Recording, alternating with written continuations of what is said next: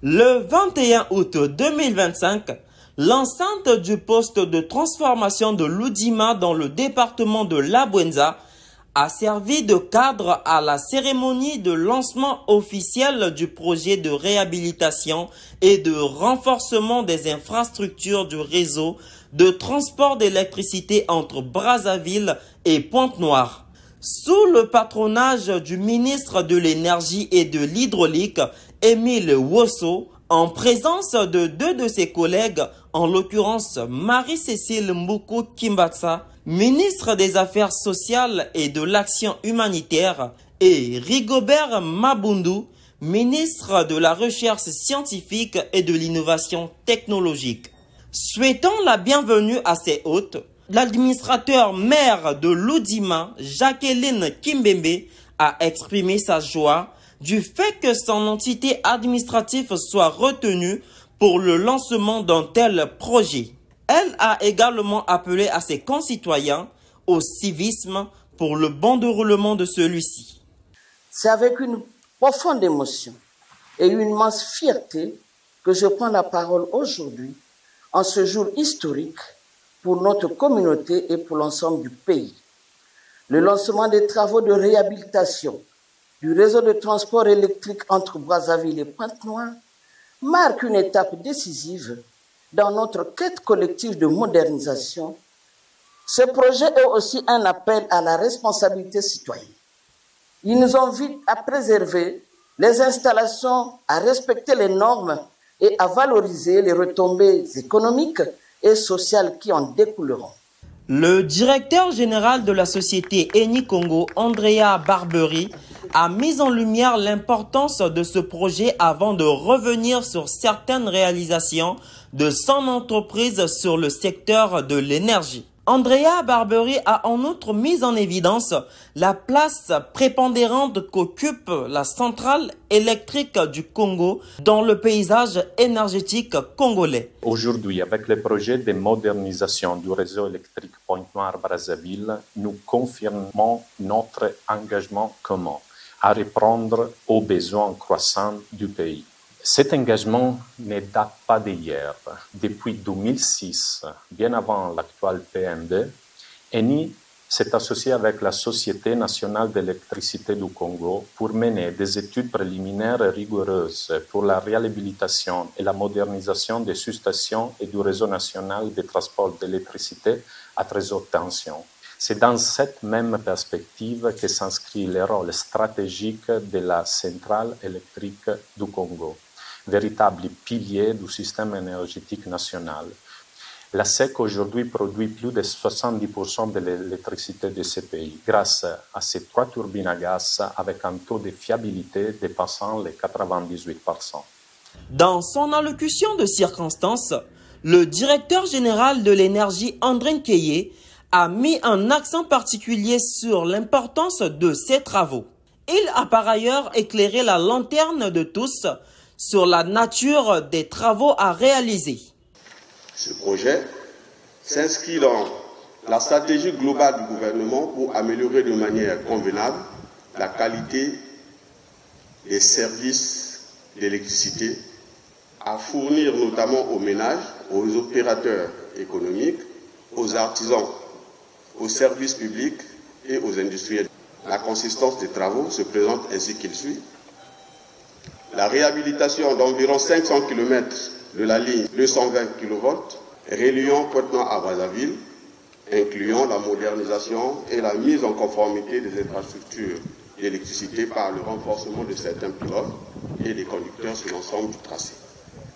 La réhabilitation des 6 postes dont ceux de Mindouli, l'Oudima, Pundi, Monkamba 2, Monkamba 1 et Ngoyo, incluant l'installation des compensateurs statiques au poste de l'Oudima et Mindouli, ainsi qu'un système de surveillance. Les sages de la famille Kibaka ont réalisé un rituel traditionnel en vue d'implorer les faveurs des mânes sur le bon déroulement de ce projet. Monsieur le ministre, pour boire le bois, boire le bois,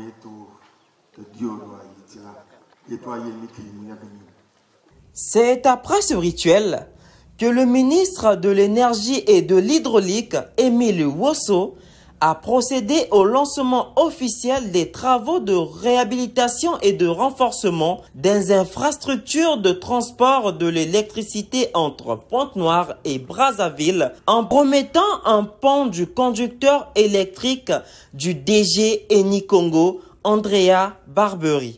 Je lance ce jour officiellement les travaux de réhabilitation et de renforcement de la ligne électrique Pointe-Noire-Brazzaville pour améliorer la desserte en électricité des populations, des entreprises, des institutions de services publics et de tous ceux qui vivent sur notre territoire. Aussi, je vais remettre symboliquement un morceau de conducteur d'électricité à la société Eni Congo représentée par son directeur général. Société Eni qui a déjà commencé ses travaux depuis 1 mois. Et il a attendu donc des améliorations de la qualité de l'électricité au moins le mois et la fin de tous ces travaux devant couronner la fin de tous les problèmes que nous vivons en ce moment en tant que consommateurs. Je tiens donc à remercier le groupe Eni qui a délégué sa filiale au Congo pour réaliser ces travaux dans la règle de l'art, parce que Eni sait le faire et c'est un partenaire fiable. Merci, Monsieur le Directeur Général. Je vous remets le jeu de barre pour le conducteur. Il n'est pas bourré d'électricité, donc il n'y a aucun risque. Merci. Le DG d'Eni Congo a promis de tout mettre en œuvre pour ne pas trahir la confiance du Congo. Je confirme, nous avons commencé depuis 1 mois désormais. Nous sommes encadrés dans le respect strict des règles de l'art et de la qualité de ces travaux parce que nous connaissons l'importance pour renforcer et moderniser les réseaux de la République du Congo. Donc, nous sommes engagés, nous le restons et nous vous tiendrons au courant. Merci beaucoup.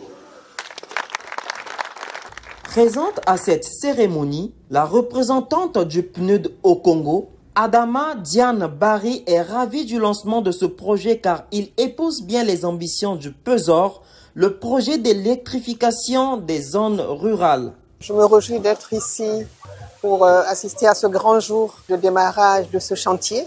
C'est de grandes ambitions que le Congo a et nous accompagnons la mise en œuvre de ces ambitions à travers un programme qui n'est plus à présenter, qui est le programme d'électrification des zones rurales isolées et qui va permettre donc d'apporter l'électricité à plus de 200 localités. Satisfaction également du préfet du département de l'Abouinza, Marcel Ganongo. Le ministre, en venant lancer ce projet, ça nous va droit au cœur parce que nous allons réhabiliter tout le réseau de transport.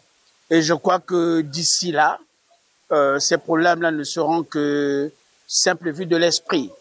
Rappelons que la ligne de transport de l'électricité en réhabilitation date de 1982.